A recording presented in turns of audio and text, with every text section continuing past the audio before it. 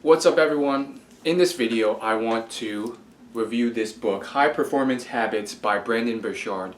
It has just recently come out, and Brendon Burchard is a very well-known success slash personal development slash peak performance coach, online trainer, and he has a pretty substantial online presence. You can kind of think of him as the Tony Robbins. He has 10 million followers on Facebook. Now, I have a lot of books that I will look into, maybe skim around, but it never gets to this YouTube channel because maybe they turn out to be bad books, or maybe they're just like iffy and I don't finish them. However, this one I really wanted to talk about. This one really piqued my interest, and I kind of want to explain why, give my review on this book, and give you a few insights on what this book is really about. So first and foremost, Brendon Burchard has written many books over the years. This guy is very young, and arguably he is a high performer. Apparently he's a millionaire, apparently he's made millions, and apparently he has traveled the world speaking and also teaching and consulting and coaching. And in the process he's written several books as well. Pretty substantial books. Now, I've looked through many of his other books. I haven't read them cover to cover, and I didn't like them as much as I like this one. And the reason for that is his other books, they are often very parable focused, or just wishy-washy, in the sense that they just give you a lot of statements without backing them up. And I think that's not the best approach for someone who's trying to get their name known, because people are skeptical, and I was skeptical. I'm like, why should I trust this book? So I didn't read the whole book, especially when there's thousands of books I want to read and I really want to prioritize my time. And my idea is that he probably, because he's good friends with the author of The Alchemist, Paulo Coelho, who has a book called The Alchemist that has sold hundreds of millions of copies, he probably wanted to model something like that. And the Alchemist book is also a parable. There's not really much scientific backing. It's just this, fictional story about this guy who did certain things and then became wealthy. So, sure, that works in this fictional story that you came up with, and it's resonated with millions of people. But for me, I prefer scientifically backed evidence when supporting any type of personal development, because it gets real wishy-washy really quickly. And this book does just that. Whereas the others, like Motivation Manifesto, is pretty much a bunch of statements. The cover even looks like the Bible's cover, and then there's Life's Golden Ticket. You get the point. This one, on the other hand, I really like because it's much more evidence-based. Now, I wouldn't say that every page of this book has scientific studies, but this book has plenty of studies to back it up. It has pages and pages of references to studies or notes or surveys that were done to support it.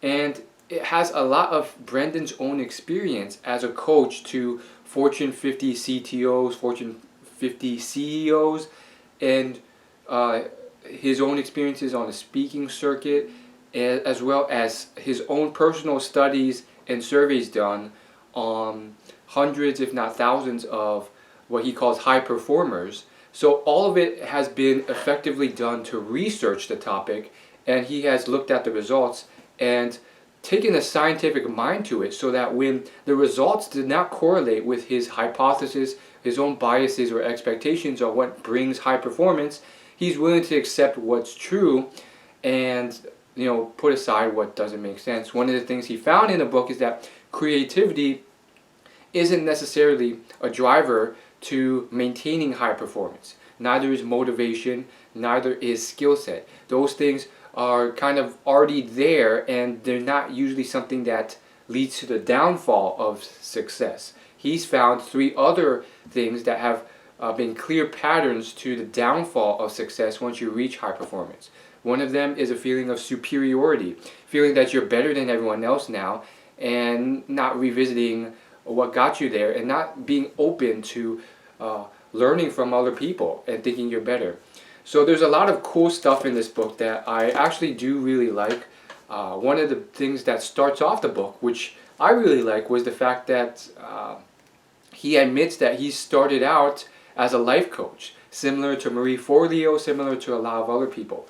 Now, if you know who Ramit Sethi is, he's one of the top personal development / career development. He's more of a career development bloggers, and he has constantly spoken out against life coaches because a lot of people on the internet kind of try and scam people by being life coaches and trying to sell coaching as life coaches.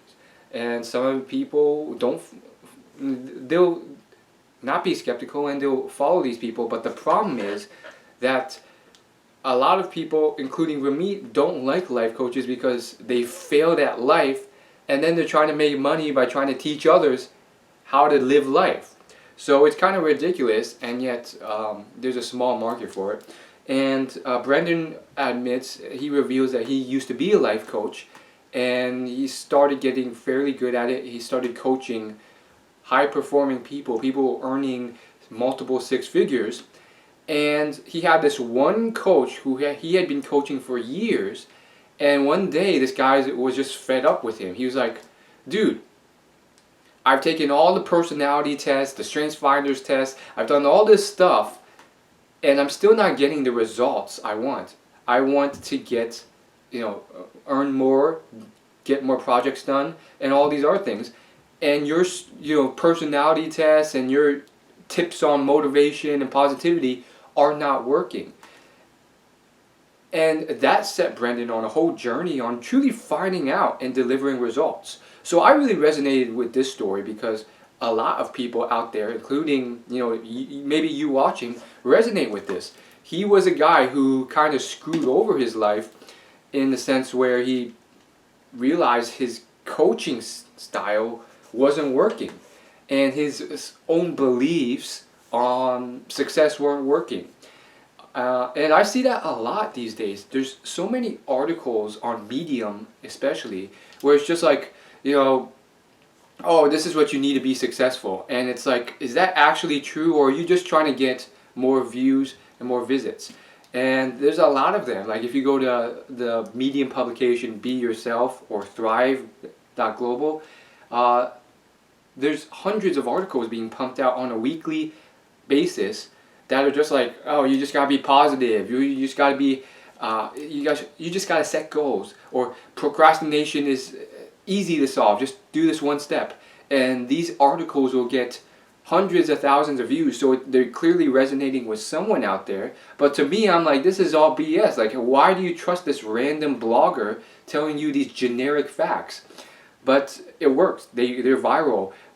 But for me, I just get very frustrated with them because I know they'll lead people astray, just like Brendon kind of did initially with this Fortune. I can't remember if he was a Fortune 50 guy, but he was a high-earning, high-performing guy. But he wasn't getting any extra results from all the stuff that was being taught. Brendon did this whole 360 review where he interviewed everyone that interacted with this guy, and he used that as a basis to give advice on how this guy should communicate with other people. That didn't work. So he tried all these things, and they still didn't work. This guy was still frustrated, and it still wasn't working, even though he was paying Brendon a good amount of money for years. That sent Brendon on a journey that lasted many, many years of discovering what actually led to increased performance and results at work.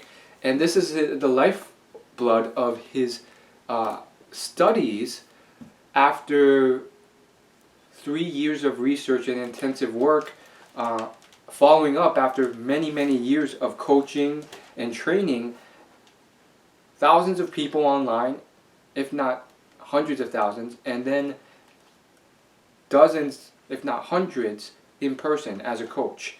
And it's actually a very thoroughly detailed book. This book goes into extensive detail. It's pretty thick, and there's actually a good amount of substantial stuff in here. Now, what's interesting about this book is that you can't just pick out the tips from the table of contents alone. The table of contents is deceptive in that it won't just summarize what you need to do based off the title. So you actually have to go in there and read the chapters. All the chapters kind of start off with a story where he kind of like has to deal with the struggle of a coaching client of his, and then he kind of goes through it and explains what went wrong. So what exactly did he find out after all these, this probably over a decade of work, especially for this guy who's still very young and pretty successful. Look at this guy, he's like still like in his 30s. So I want to give you a few things that I learned from this book. So if you don't want to read this, or you're busy right now, maybe you can just take what I kind of learned from the book. The first thing was, of course, superiority. Don't be superior. Even if you're delivering great results, that narcissism doesn't make people want to be with you. And it's one of the common downfalls to success that he's found. You gotta constantly keep learning and getting new ideas from people, even if you're doing a lot better than others.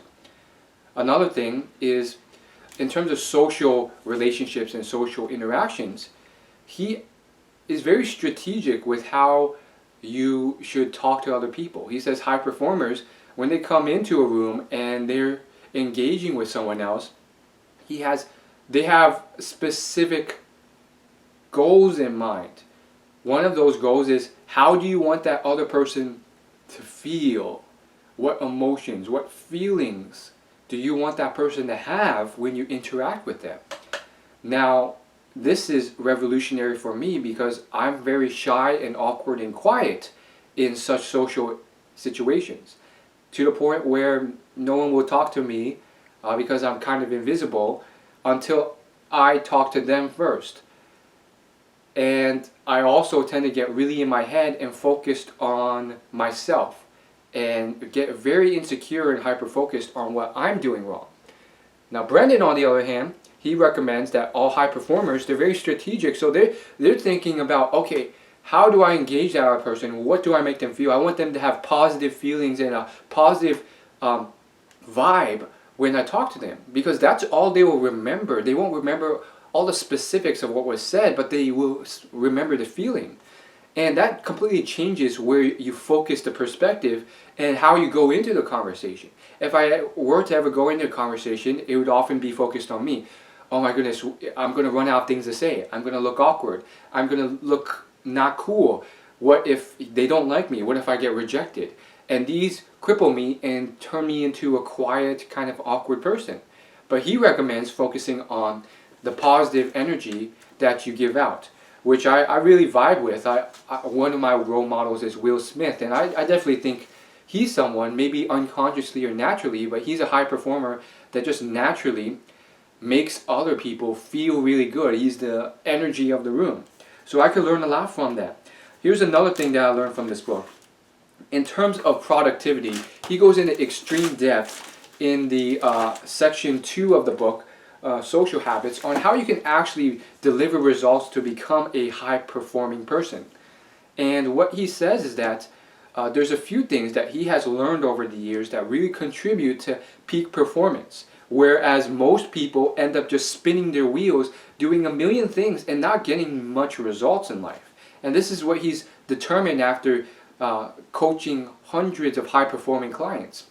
One of those things is being consistent with your work, but more importantly, finding the big 5. He calls it the big 5 things.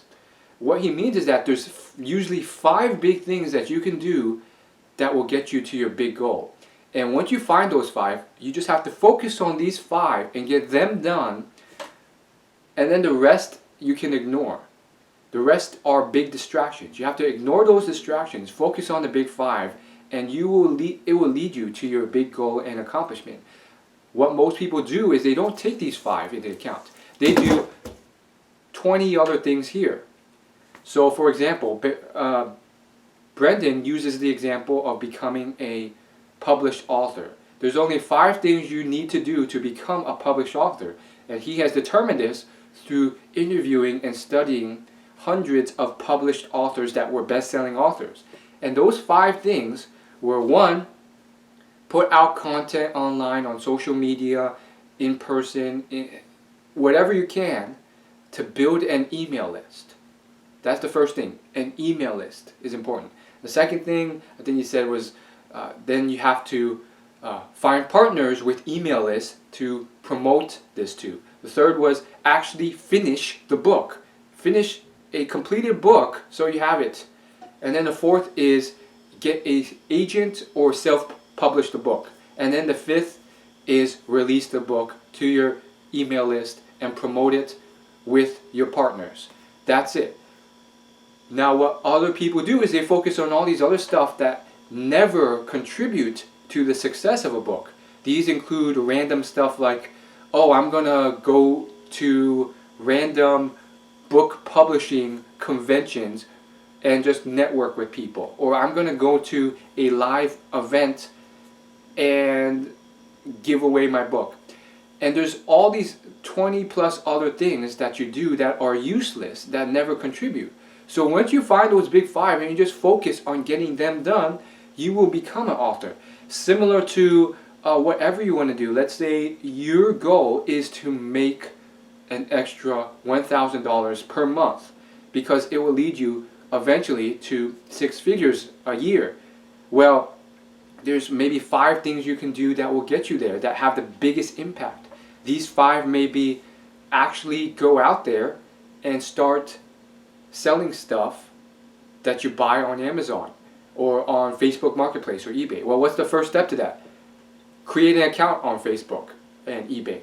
Second step, buy stuff on the cheap by researching them. The third step, actually take that stuff and list it so you can resell it on a different marketplace. And then the fourth, you get the point. But maybe people will focus on all this other stuff. And it's very common for you to do this stuff. Let's say you want to grow an online presence.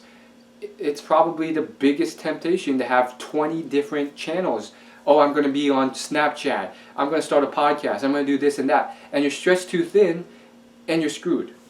Just focus in on what's the biggest pivotal drive. Maybe for you, it's not YouTube, because you're not getting much traffic there, even after many attempts.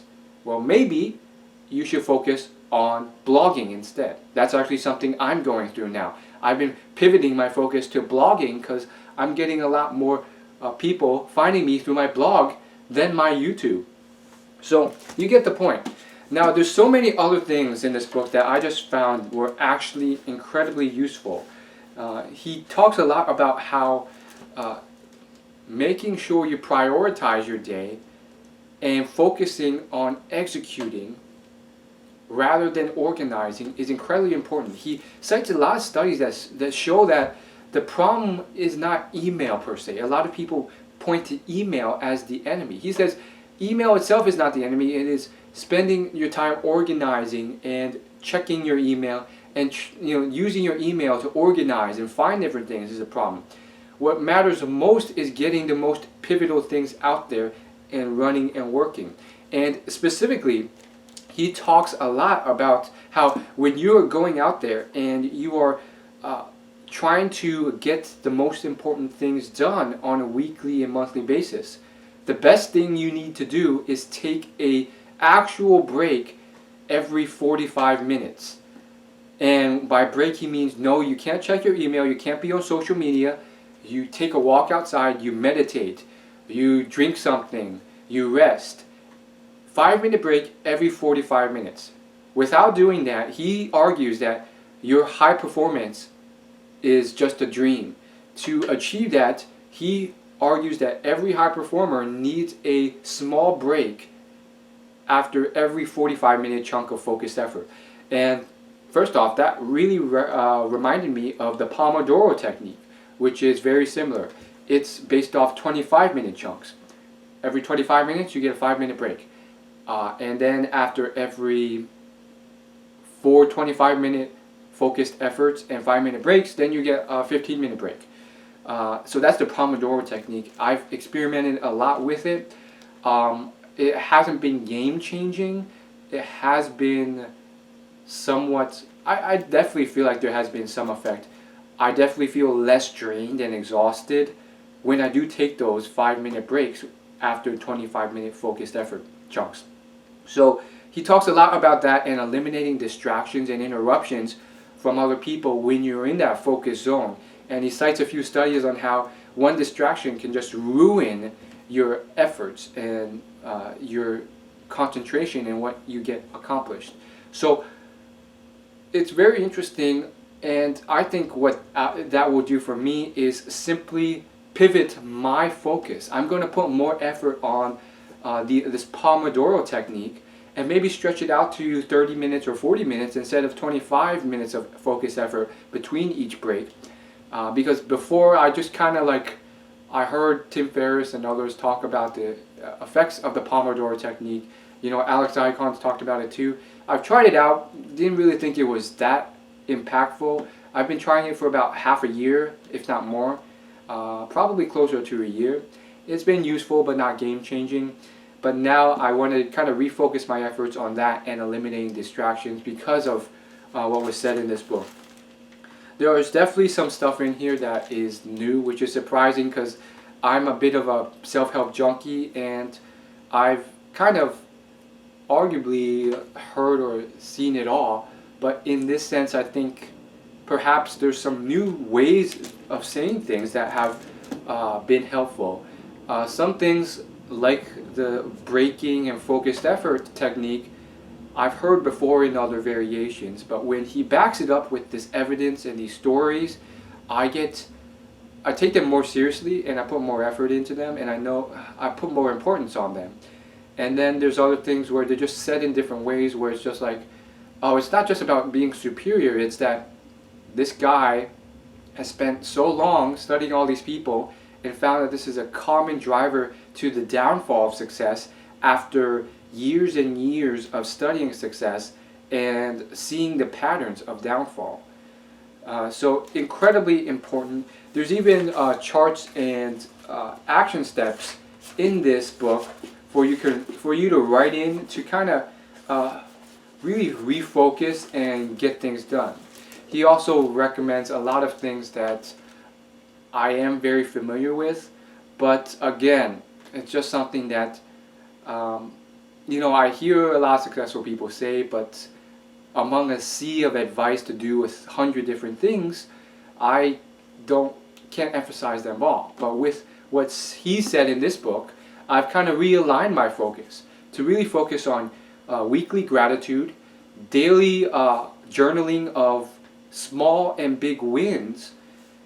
And these things are really impactful for me now, because now I know that they're more in the forefront, so I should actually do them rather than push them off, and then actually get them done to the point where I realize that they are incredibly valuable and actually beneficial. So I will be doing quick win journaling, which is basically where you recount any small or big wins that you accomplish on a weekly or a daily basis, because they help align you and help celebrate what you have accomplished. And that's another huge part of what he calls a downfall to success, which is neglect. He says that high performers usually fail to succeed after being successful. They fall back down out of neglect, not purposeful neglect, but being too obsessive or focused on one area that they completely forget another area of their life where they're almost blind to it. It could be family, it could be their health, it could be their relationships. And because of this, the other areas of their life reach over and end up destroying the one area that they are successful, their career, because their health is so bad, because their spouse one day just surprises them and leaves them. And he argues that by having these good quick wins and all these other stuff, you can prevent neglect. So again, this book goes into a lot more detail. I think it's one of his best books by far, and he's definitely not done writing books. He actually mentioned in this book that he has 2 other books coming out very, very soon after this one. So very interesting guy. again, I'm not the only one out there. Some of my email subscribers and readers have been mentioning that they are frustrated as well. There's a lot of success advice out there, and they're fed up with it. They're fed up with the fact that a lot of it is generic, a lot of it isn't working, and they're just spinning their wheels. They clearly have goals of making 6 figures and beyond, but they're just like, what the heck am I doing? I'm spinning my wheels, I'm not seeing results, I'm not seeing progress, and I'm frustrated. Any results for that matter. And I think that this book perhaps may be one that actually helps them out. Again, this is still something on a higher level. He talks about more broad arching steps like don't be superioristic or narcissistic, rather than tactical stuff like do this, do that, because he's trying to reach a large audience. But I do think there are things that if you are a bit thoughtful with, you can use to create tactical stuff on the ground level to actually earn money.